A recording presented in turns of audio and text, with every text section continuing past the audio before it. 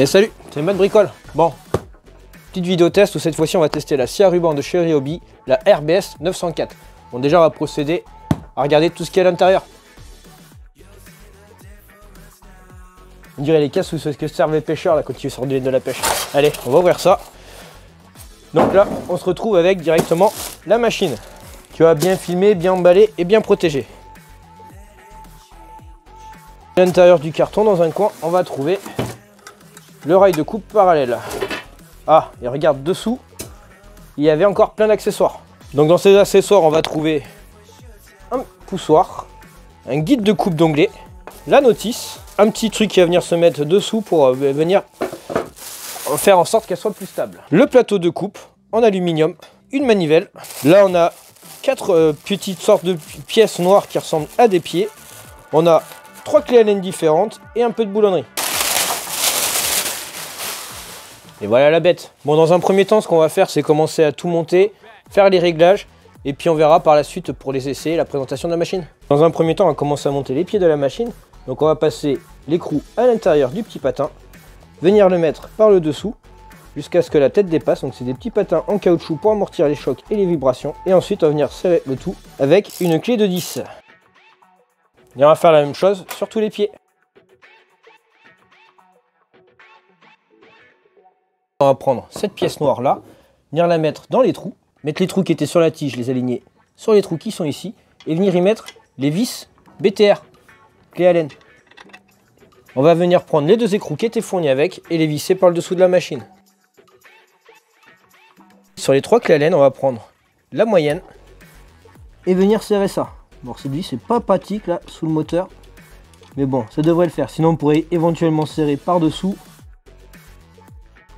Du coup, cette petite tige, en fait, c'est quand on va venir mettre nos planches de bois à l'intérieur pour éviter que la machine bascule vers l'arrière.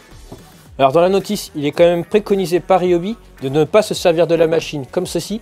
Il est quand même conseillé de la fixer sur une planche ou sur un établi. Donc, si tu veux la garder mobile, il te préconise de la fixer sur une planche assez large qui va éviter qu'elle bascule.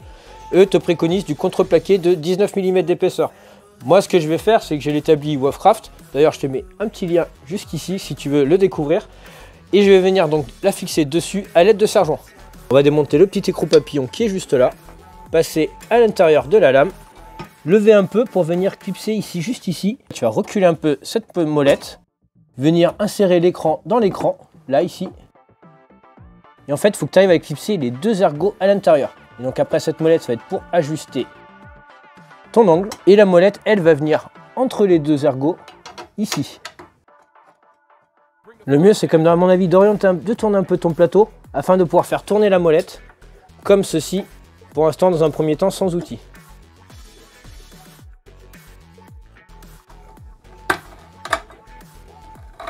On va passer au réglage du plateau. Donc pour régler le plateau, tu vois qu'il y a une petite vis qui est juste là.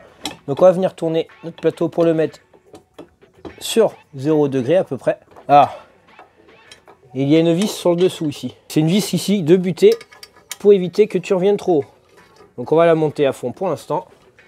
On va venir se mettre sur notre 0. Comme tu peux voir, la vis là, ici, il y a un petit réglage dessus pour pouvoir sortir, pour pouvoir le sortir un peu plus, pour qu'il se rapproche vraiment au plus possible de nos graduations. À partir de là, on va venir régler notre lame. Pour régler l'équerrage, ça va être simple. On va venir mettre un équerre sur notre table. Ce mètre d'équerre, alors ce qui est dommage, c'est qu'il te faudra vraiment un tout petit équerre. Donc une fois que tu es bon, on va venir sortir la butée à fond. Donc la butée, il y a un contre-écrou derrière pour pas qu'elle se défasse. Et on va venir ajuster notre petit bordel là. Quand je redescends, je me retrouve tout de suite à l'équerre. Une petite revérification. Et tu vois, on est parfait. N'oublie pas de remonter la petite pièce qui est au bout. En fait, cette petite pièce là, elle sert en fait à ce que tes plateaux, ils se désaxent pas l'un par rapport à l'autre. Après, on va voir pour mettre un peu les accessoires dessus. Donc, le guide de butée parallèle, tu vas le clipser au fond. Tu le passes par devant. Si des fois, à ce moment il était un peu trop serré, tu desserres juste ici la petite molette là. Et tu vas pouvoir venir le régler. Donc là, je le resserre un peu. Et tu vas pouvoir du coup gérer la tension de ton guide parallèle. Le guide de coupe d'onglet, lui, a un profilet en T. Tu n'as plus qu'à l'insérer à l'intérieur de ce rail. Et il coulisse. Et après, tu pourras bien sûr venir ajuster ton angle juste ici. Serrer la molette. Et voilà. Bon, il y a presque pas de jeu dedans. Et ça coulisse très bien. Tu vois, sur la machine, là, tu as une petite vis qui traîne ici. C'est pour pouvoir ranger ton couteau poussoir pour éviter que tu te coupes les doigts. Le montage est fait. On va passer maintenant un peu à la description de cette machine. Donc, c'est une scie à ruban de 350 watts. Elle a un grand plateau qui fait 30 cm et demi de large sur 30 cm et demi. Voilà, elle te permettra de couper des planches qui vont faire jusqu'à 23 cm dans ce sens-là, mais ça, bien sûr, c'est sans le guide de butée parallèle. Une fois qu'on l'aura mis au maximum, on va descendre à 12 cm. Tu pourras couper des planches ou des tasseaux ou ce que tu veux, hein, jusqu'à une épaisseur de 82 mm exactement. Tu pourras régler la hauteur avec cette petite molette, juste là. Donc, elle se baisse, sans pression, sans rien, pour venir te mettre au plus près de ta planche, pour avoir une meilleure stabilité de la lame. Cette molette ici, donc une molette de verrouillage. Donc, quand tu serres, forcément, tu verrouilles. Et en fait, ça vient te bloquer le petit support là, ici, qui va venir pour régler la hauteur. Donc, et si tu le desserres, ça monte, ça descend. Et après, tu le bloques. Le plateau, lui, est inclinable. Donc, avec la molette qu'on a vue tout à l'heure à l'arrière. Donc, on va dire à 45 degrés. La lame qui est montée dessus est une lame de 1572 mm par 6,35 mm. Et elle est équipée de 6 TPI. 6 TPI, ça veut dire qu'il y a 6 dents par pouce. Mais sur cette machine, tu pourras également changer les lames. Donc ça, c'est celle qui est fournie avec. Mais tu pourras monter des lames de 3,2 à 9,5 mm. Elle dispose de deux boutons marche arrêt. Donc un bouton marche arrêt pour la lame et un deuxième bouton qui est juste sur le côté pour la lumière. La vitesse de rotation de la lame est de 11 mètres par seconde. Il y a aussi le petit guide de coupe d'onglet qui te permettra donc lui de couper de 0 à 60 degrés de chaque sens. Bon, et maintenant si on faisait un petit tour des entrailles de la machine. Donc pour l'ouvrir, on va défaire la vis du dessus. Voilà. Voir comment est fait l'intérieur. C'est toujours intéressant. Il y aura des réglages à faire aussi peut-être. Peut-être pas d'usine, mais ça peut être toujours intéressant de voir comment remplacer la lame dessus. Donc on peut voir qu'elle est faite avec deux poulies en alu, une en haut, une en bas, qui vont te faire tourner ta lame. En haut, tu as une molette qui te permet d'ajuster la tension de ta chaîne. Derrière, tu auras cette manivelle en fait qui va te permettre de détendre ta courroie entièrement, de manière à pouvoir venir la retirer. Donc bien sûr, au préalable, j'ai ouvert le petit cache qui est là. Je peux désormais retirer ma lame. Il y a aussi un petit cache enlevé juste sur le dessous là. Et après, ma lame sort en toute tranquillité. Donc du coup, après, tu prends ta nouvelle lame, tu la remets à l'intérieur. Donc je pense qu'à mon avis, c'est mieux de commencer par ici parce qu'il y a un petit rebord. Et ensuite, on va venir remettre notre lame à l'intérieur. Donc moi, je remettrai le bas. Et ensuite le haut. Là, une fois qu'elle est remise, n'oublie pas de remettre les petits caches de protection en haut et en bas. Tu retournes la manivelle. Et ce qui fait qu'en fait ta manivelle vient desserrer ta butée et après elle vient donc sur un ressort qui est là-haut, qui se situe juste derrière la poulie du haut et qui va te permettre d'ajuster la tension de trait. Là il y a un peu de jeu dedans, on va venir serrer un peu plus. Tu peux également aussi régler les petites vis qui sont juste ici à l'intérieur qui viennent en fait guider ta lame. Donc tu vois qu'il y a pas mal de jeux, donc ce que je vais faire c'est que je vais déjà en resserrer un. Pour ça on va défaire avec la plus petite clé Allen qui est fournie avec. Défaire cette vis, venir pousser gentiment le petit téton. On va regarder si l'autre est pas trop proche. Donc pour ça, on va juste faire coulisser la lame. Voilà, je vais le mettre quasiment au plus près. Le resserrer. Faut pas que ça frotte spécialement sur ta lame, et c'est pour éviter qu'elle bouge de trop.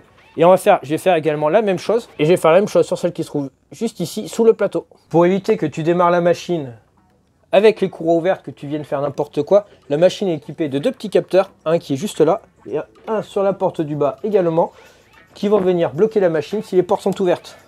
Petit détail sur les capteurs, en fait tu peux voir que sur tes vis de réglage des capteurs, ici il y a une petite fenêtre qui te permet de régler la profondeur de ta tige là, de capteur. Du coup en fait tu peux tout décaler par ici, parce que du coup moi la mise en service en fait ça venait pas bien appuyé sur le capteur à l'intérieur et donc la machine se mettait en sécurité et un peu de problème pour la faire fonctionner.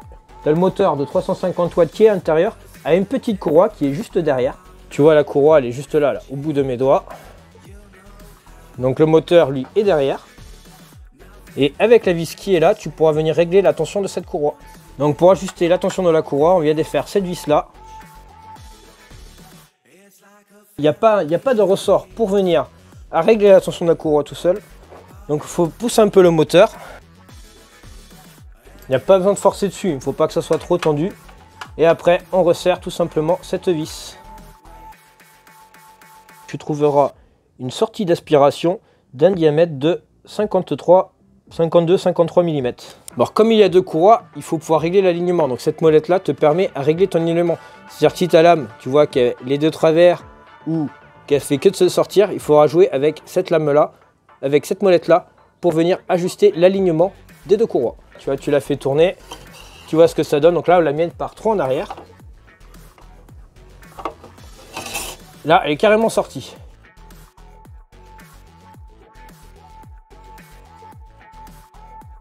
Donc tu fais tourner ta courroie à la main pour voir si elle part sur la droite ou sur la gauche. Là, on voit qu'elle est bien centrée, et qu'elle tourne bien au milieu. Donc là, je pense qu'on est bon. On va pouvoir passer maintenant aux essais. Donc comme on a pu voir, moi j'ai juste eu le petit problème de capteur ici qu'il a fallu que j'ajuste un petit peu pour que le petit téton vienne vraiment appuyer sur le capteur à l'intérieur. La lame est réglée. Première mise en service. Donc déjà on a une machine qui à vide ne fait pas énormément de bruit. Elle est donnée pour 84 décibels. Et pour donc du coup pour bien la fixer, tu vois, moi j'ai mis un serre-joint de chaque côté. La machine ne bouge pas, elle est complètement stable. On va pouvoir venir s'en servir. Donc 84 décibels, je vais quand même mettre des protections auditives, bien sûr des lunettes. Et puis on va pouvoir y aller. Donc voilà, donc j'ai décidé de réaliser un premier test avec le guide de coupe parallèle, un contreplaqué de 18 mm d'épaisseur.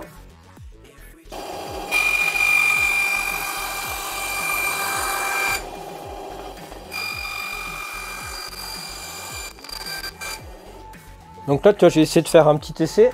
J'ai tracé des traits sur courbes sur une planche. Et on va essayer de voir ce que ça donne si on essaye de suivre nos traits. Premier jet, pas top. On va réessayer.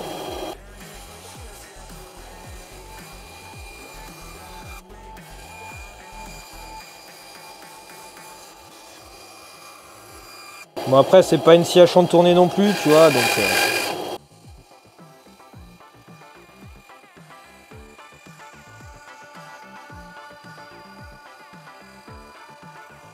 J'ai pris un chevron qui fait 72 mm d'épaisseur. Puis on va essayer de couper ça.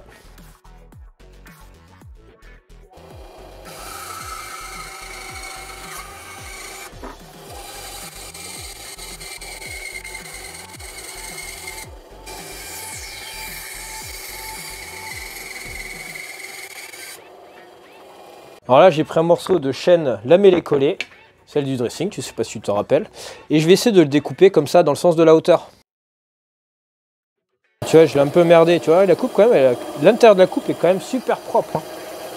L'intérieur de la coupe est quand même super propre. Moi je l'ai foutu un peu de travers, mais on va essayer de se coller mieux.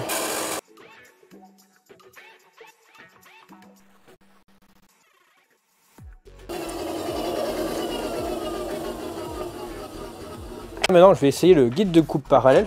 Mais avant, pour être sûr qu'il soit bien réglé, donc je vais caler un équerre sur le côté, venir mettre mon guide en face. Donc on voit que je suis bien sur le 0. Je peux également faire l'inverse, le mettre à 45 degrés et être sûr que, voilà, en le collant bien, j'arrive bien sur le 45 degrés. Donc on voit que d'usine, le mien en tout cas, était bien. Sinon tu peux bien sûr le régler avec la petite vis rouge. Tous les réglages maintenant sont devenus rouges. Je sais pas si par rapport à la scie qu'on avait vu avec sur la scie circulaire, la scie sous table il n'y a pas longtemps. C'est une chose qu'ils ont pris en compte. Pour faire ça bien, je vais prendre le morceau de chaîne, ce sera un peu plus compliqué. Et on va essayer ça. Bon, tu vois, j'ai peut-être pas fait ça franchement au plus propre, mais on est quand même nickel. Là, je viens de remarquer que dessus, tu as même des petites encoches. Alors, je sais pas à quoi elles servent. À mon avis, ça doit être pour pouvoir y mettre des vis si tu veux découper quelque chose. Ou un serre-joint ou quelque chose.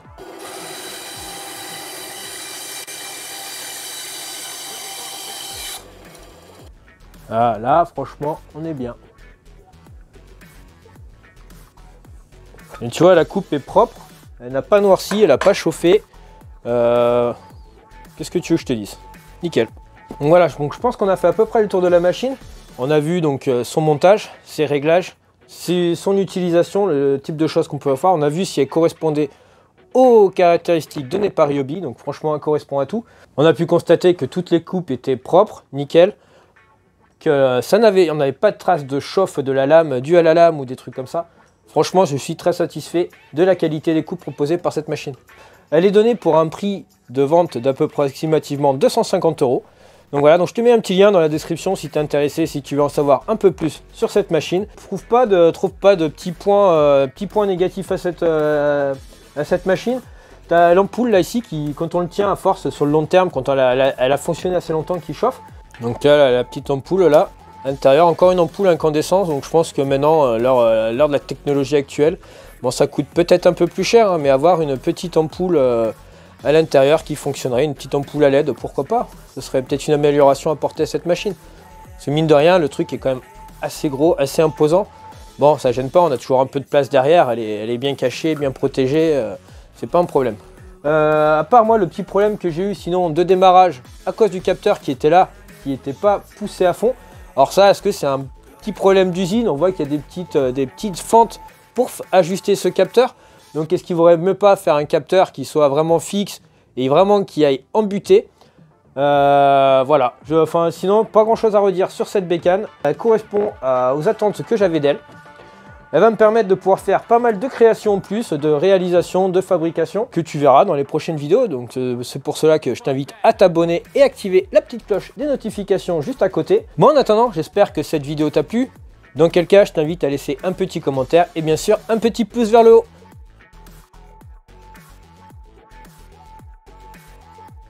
Elle a un poids assez...